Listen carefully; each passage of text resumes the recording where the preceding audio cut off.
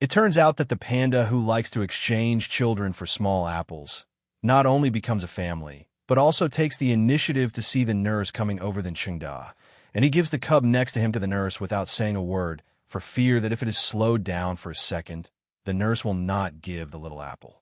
If you meet a giant panda who doesn't know how to count, a small apple can be exchanged for 2 cubs. On this day, the little girl kissed and hugged the 2 cubs. Turning her head, she saw the little apple in the nurse's hand, so she took the baby harder.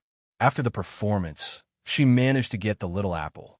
Although 2 babies were exchanged at one time, it can be seen that the little girl is very satisfied with this transaction, and the 2 babies were also exchanged by the nurse for 121 giant pandas UN and apples for 1 and 2. Although there's no nurse, she talks about 1 apple for a baby, but she takes 2 of me and 1 apple for you too.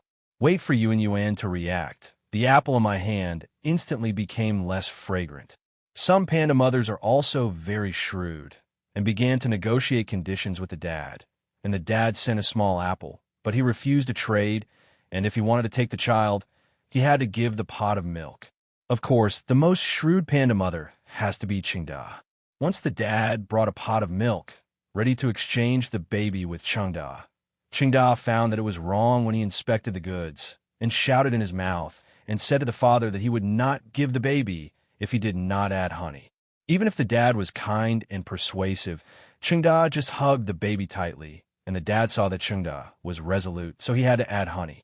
This time, Chengda smelled right. Immediately let go of the hand holding the baby. But even if he is so smart, there are times when he is tricked by his nurse.